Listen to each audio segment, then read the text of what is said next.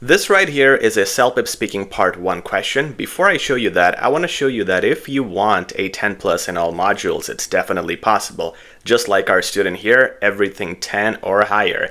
This student used our course, and our course is included in the description. If you check it out, it includes templates, strategies, sample answers, explanations on everything, especially speaking, which is what we're going to tackle today. Now, we're going to look at this question, and I'm going to show you a template for this. Now, this is one version of our template, and I'll tell you more about that at the end of this video, where this template belongs and where it fits. So stick around until the end, because there's some important information I got to share about that. Now, before that, I want to show you how effectively you can use certain words, phrases, mold them into your answer to fit them naturally based on the question that is being asked, and you're going to do a phenomenal job. Let's demonstrate that with this question. Question number 1, it's usually about advice. Here it says your pal is navigating the kitchen by themselves for the first time. Share some cooking tips with them. The first thing you want to do before you think about the words and phrases is think about an image. So who are you thinking about right now? It should be a legitimate person, because when it is one legitimate person, you can think of, is it a he or a she? How am I addressing that person? Is it Bob, my friend next door? Or is it Sarah, my friend from school? And then I can also relate to them. I can say, Sarah, your mom cooks great meals. Maybe ask her, because I would know stuff about Sarah. So imagine this so you're natural. That's step number 1. Now again, remember, this is a pal. It could also be a friend or a family member. If it's a friend or family member, some things will change. For example, our template starts by saying, hey Maria, how have you been? It feels like forever since our last conversation. Now that is perfect for this kind of question because it is your pal or friend. There might be time where you have not spoken. But if it's your sister and you guys live in the same home, or if it's someone close, then you would not say, how have you been? It feels like forever since our last conversation. Refer it or change it or mold it to a point where you would meet this person in your place. For example, your sister, maybe you saw her in the morning. So you would just say, not even how are you or anything, just, hey Maria, I gotta talk to you. That's it. So in that case, you would change it slightly, but majority of the times you can expect to speak to a friend. And once you do, it is, friend, how have you been? Again, we're using fancier words, less common words instead of something simple like how are you?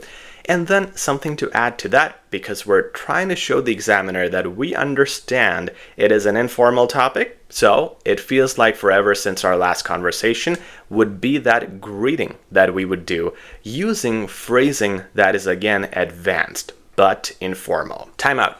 You're doing this for your immigration, right?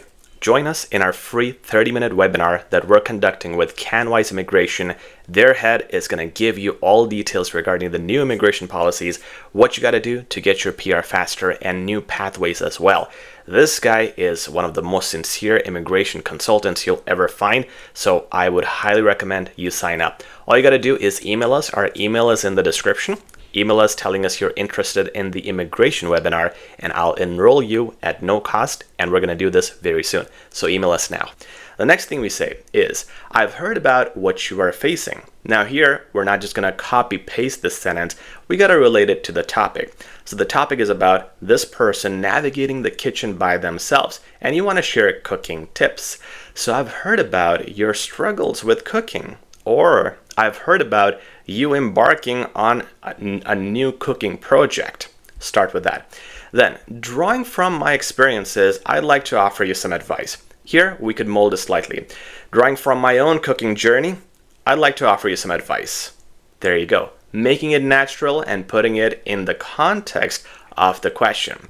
Now, we're going to use some connectors, because here, in this question, you have 90 seconds. You want to spend 20 seconds in the intro, 20 seconds in the conclusion, then 30 seconds point 1, 30 seconds point 2, 30 seconds point 3, 60 seconds in the middle, and the rest of the time is basically intro and conclusion, leading you to 90 seconds. The first connector is to start with. Next is moreover. The third one is additionally. Now with each connector, you are bringing up each of the suggestions. Suggestion number 1, suggestion number 2, suggestion number 3. Now also, what you want to understand is why the words are arranged in this manner.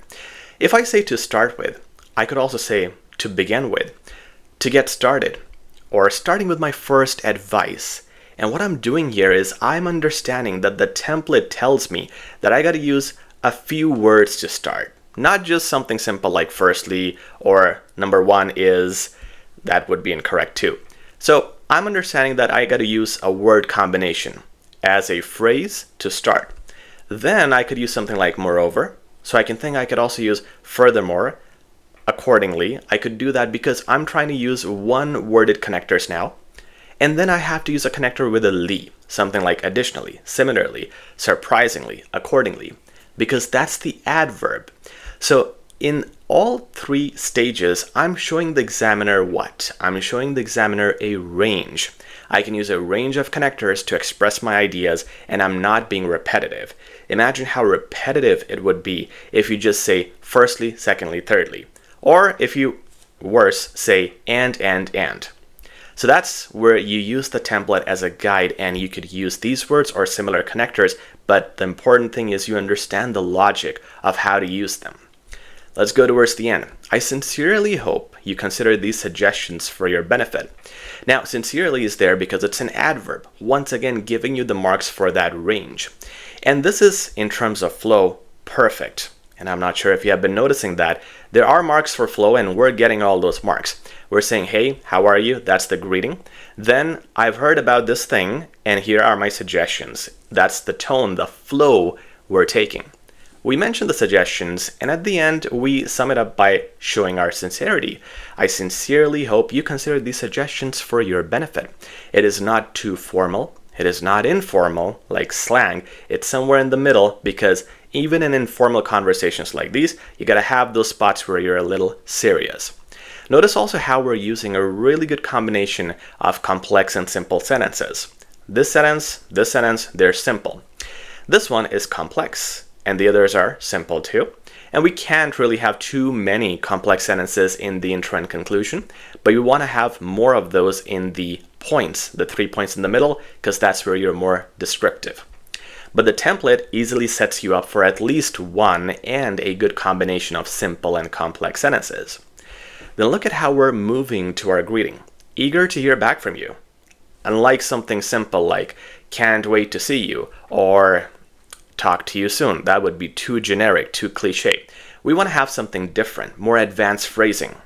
And again, even until the very last two words, we want to say stay well instead of goodbye, bye. Again, we're trying to be unique and show a good range. And this is what the template helps you do. One other thing is the tone is informal. Check out how we're saying eager to hear back from you. And we're not just saying things like, I sincerely am eager to hear back from you. We keep changing it up because that's the requirement for speaking. Now, this template helps you mold the answer naturally to whatever question you're going to face. It gives you strategies and pointers and makes you aware of what the examiner is looking for. But this is not it. You have speaking template 2, 3, 4, and a lot more. And also, this is just one of the versions that we have for our template. We have a lot more, and if you want to get the most updated versions, you'll find all of them in our CELPIP 15-hour course, which are way more detailed, way more complex, and they target a 12 out of 12. Check it out in the description. If you like this video, please like, share, and subscribe. Talk to you soon.